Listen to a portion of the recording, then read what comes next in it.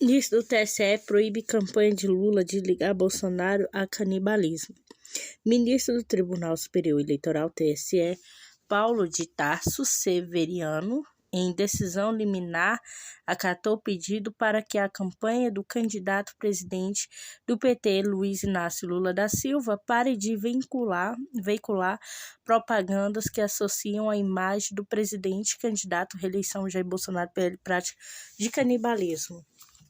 O ministro determinou a suspensão imediata da veiculação de propaganda na TV, site, redes sociais. A decisão tem caráter imediato, mas precisa passar pelo plenário, onde será analisado pelos demais ministros da Corte.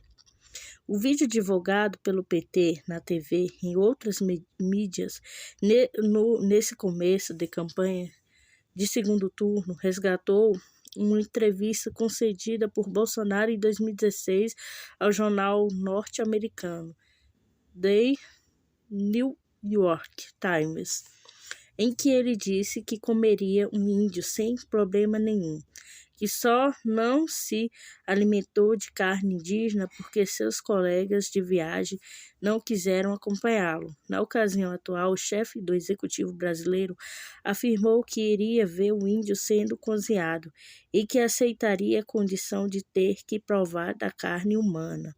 Eu comeria um índio sem problema nenhum, declarou à época que Bolsonaro, ressaltando se tratar de uma questão cultural do povo da Yanomami. O ministro entendeu que o vídeo apresenta recorte de determinado trecho de uma entrevista concedida pelo candidato representante capaz de configurar grave descontextualização. Na forma em que divulgadas mencionadas falas do candidato Jair Messias Bolsonaro, retiradas de trechos de antiga entrevista jornalística, há alteração sensível do sentido original de sua mensagem, porquanto sugere ser intencionalmente a possibilidade de o candidato representante Bolsonaro admitir em qualquer contexto a possibilidade de consumir carne humana, não nas circunstâncias individuais narradas ou mencionadas, coloque o que acarreta potencial prejuízo à sua imagem. A integridade do processo eleitoral que ainda se encontra em curso, apontou o ministro Severiano. Disse ainda que a reportagem se reflete uma experiência específica dentro de uma comunidade indígena, vivida de acordo com os valores e moralidade vigente nessa sociedade. Nas repercussões do vídeo nas redes, o presidente do Conselho do Distrito Sanitário Indígena Condize Yanomami Júnior Ecurari afirmou à agência pública que não faz parte da cultura Yanomami do Surucucu praticar o canibalismo.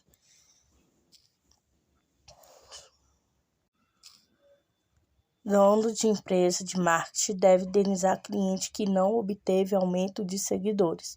Juiz da 4ª Vara Civil de Cachoeiro de Itapemirim, do Espírito Santo, condenou um homem que teria se identificado como dono de uma empresa de marketing digital, indenizar por danos materiais e morais a um cliente que teria contratado o mesmo para aumentar o número de seguidores em sua rede social.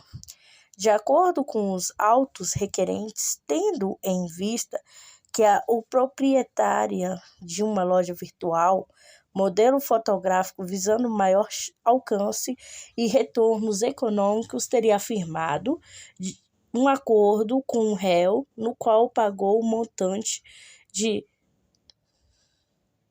R$ 7.237,50 para adquirir 2.000 seguidores na sua rede social.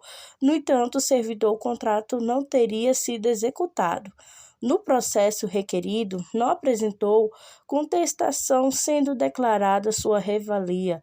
Por conseguinte, embora o juiz tenha ressaltado que revelia não determinava a vitória da requerente, foi de atendimento do magistrado com base nas provas apresentadas que o réu agiu de má-fé, o que causou constrangimento e desgaste emocionais à autora.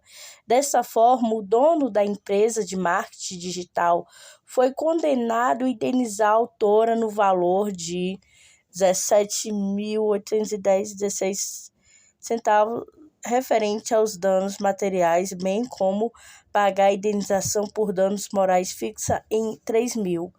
Com informações ao Tribunal de Justiça do Espírito Santo, TJ Espírito Santo.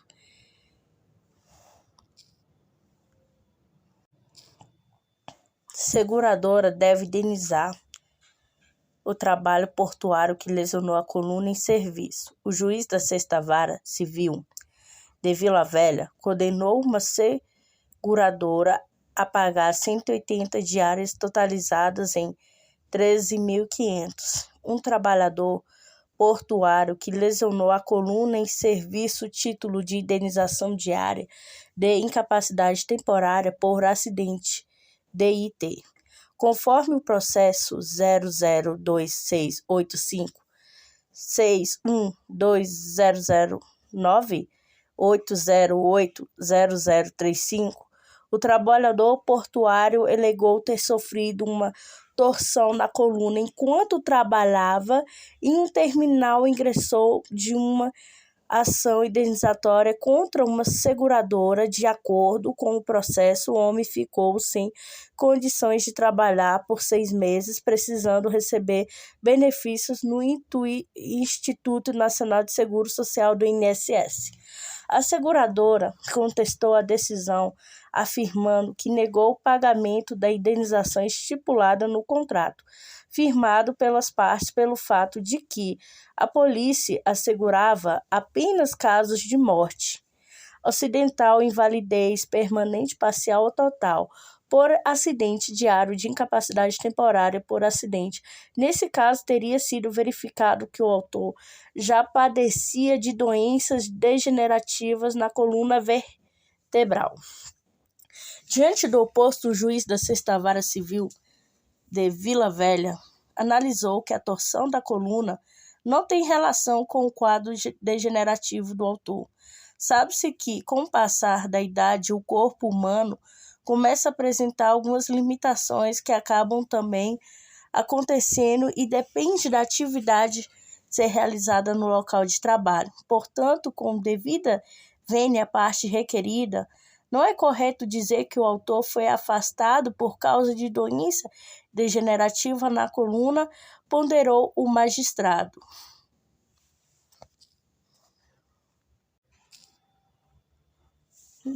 Negada a indenização familiares de paciente que contraiu meningite em hospital. Tribunal Regional Federal da 4ª Região, TRF4, entendendo não haver como estabelecer um anexo de casualidade entre o tratamento médico proposto por instituição hospitalar e as indesejadas infecções sofridas por pacientes, negou a indenização aos filhos de uma mulher que contraiu meningite e ventriculite durante o internamento no Hospital Nossa Senhora da Conceição em Porto Alegre para tratar um neurisma. A ação foi ajuizada em março de 2019 pela mulher contra o Grupo Hospitalar Conceição GHC, que alega ter sido internada no Hospital Nossa Senhora da Conceição, que integra o GHC para tratar um neurisma por negligência ou erro médico, contraiu as infecções hospitalares. Ela narrou que teve que ficar na UTI, ocorreu o risco da vida e foi pedida a condenação do GHC em pegar a indenização de seu salário mínimo por danos morais. Durante a tramitação do processo em março de 2001, a mulher faleceu. Os 2 filhos substituíram com autores da ação em janeiro. No ano, a 3ª Vara Federal do Porto Alegre negou a indenização. Os familiares recorreram da sentença ao TRF4 Eles defenderam que houve negligência, imperícia e imprudência dos médicos quanto à ocorrência da infecção hospitalar que ocasionou sequelas permanentes no paciente. Os autores também sustentaram que, no caso, ocorreu o descumprimento injustificado dos protocolos aplicáveis para o correto isolamento de paciente, de modo a afastar a ocorrência de infecção de acordo com a técnica especializada. A terceira turma indeferiu em recurso para que seja imputada a responsabilidade ao profissional e os hospitais. Erro médico deve estar manifestamente demonstrado o conjunto probatório coligido aos atos, em especial a prova pericial. Não indica a ocorrência do erro médico na irregularidade na prestação do serviço pela entidade hospitalar pelos médicos, afirmou o desembargador Rogério Favretto. Para embaçar o voto, o relator destacou o trecho do laudo pericial. O paciente foi submetido ao tratamento neurocirúrgico. Ocorreu uma infecção relacionada ao tratamento. Esses eventos ocorreram em certa frequência não desprezível em qualquer local do mundo. Pode ou não decorrer de más práticas, mas como os dados apresentados não fica comprovado que a infecção tenha decorrido de más prática. Não estando configurando o anexo da casualidade, deve-se afastar a responsabilização do réu pela ocorrência de danos morais, devendo o efeito ser julgado improcedente, concluiu Favretto. A decisão unânime proferida no último dia 4 foi da terceira turma, que considerou que não ter havido a conduta negligente por parte dos profissionais da instituição, no caso, não podendo o hospital ser responsabilizado por danos morais.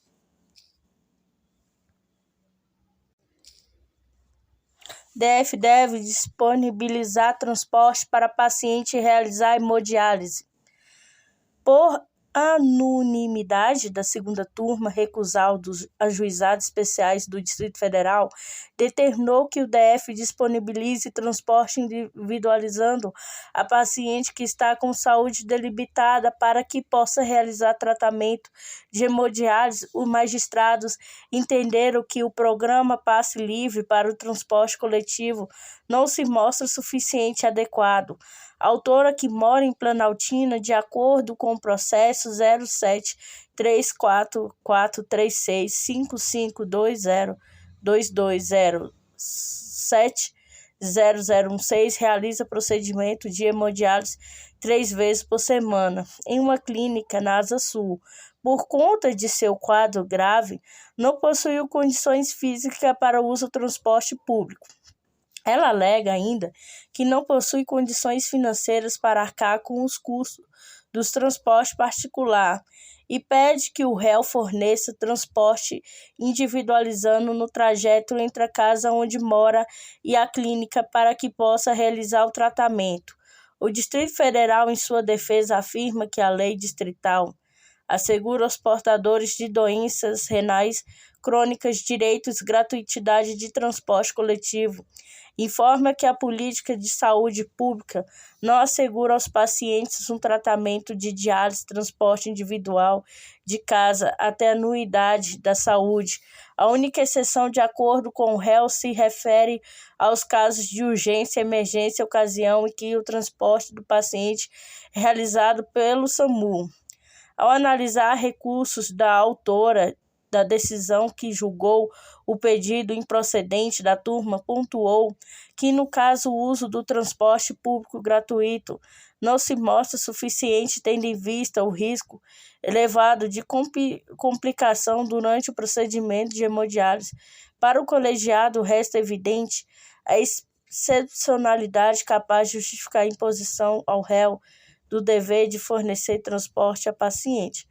Conforme relato nos autos, devido ao quadro clínico de saúde, a autora necessita fazer uso de medicamentos fortes, os quais trazem diversos efeitos colaterais, quais sejam tontura, sonolência, febre, dor de cabeça, dor no corpo, taquicardia, colorões, náuseas, vômitos, falta de ar, arritmia cardíaca, fraqueza e aumento da pressão arterial, podendo ocorrer derrame ou infarto do miocárdio, registrou a turma. Observou ainda que a autora, além de ter baixa condição socioeconômica, com limitações financeiras para manter as despesas como transporte particular, não tem familiares ou amigos próximos que acompanhem no trajeto. Para o colegiado, em observância ao que estabelece a Constituição Federal, quanto ao direito de saúde, impõe-se o poder público, fornecimento de transporte adequado ao paciente portador de doença grave para o tratamento de hemodiálise, a fim de assegurar devida eficácia ao direito fundamental à saúde e dignidade da pessoa humana em condições hipossuficientes. Dessa forma, a turma determinou a obrigação do Distrito Federal em disponibilizar transporte individualizado para recorrer ao fim de se locomover para a realização do tratamento de saúde. Com informação do Tribunal de Justiça do Distrito Federal dos Territórios TJDF-T. Dos crimes contra a ordem tributária. Por que criminalizar condutas relacionadas ao pagamento dos tributos? Por meio de uma leitura sistemática da Constituição da República, podemos notar que não é possível interpretar direito tributário como antigamente. Já não é mais adequado estudar e aplicar esse ramo do direito como aquele direcionado ao interesse público concernente à arrecadação do Estado e, do outro lado, a proteção de garantia dos contribuintes. Atualmente, interpreta-se a Constituição como um todo na busca de concretizar os objetivos da República, de seus valores fundamentais. Nesse sentido, o sistema tributário é responsável por custear todo o sistema de direito e garantias fundamentais positivados no texto constitucional, em que pesa a divisão doutrinária no sentido de que alguns tributos são vinculados ou possuem receitas vinculadas para custear determinada necessidade. Isso pouco importa nos dias atuais, pois, ao fim e ao cabo, este microsistema é o responsável por financiar todos os direitos fundamentais, seja eles direitos de defesa, onde exige uma abstenção do poder estatal, ou prestacionais que necessitam de uma ação positiva do Estado para concretizar algum direito.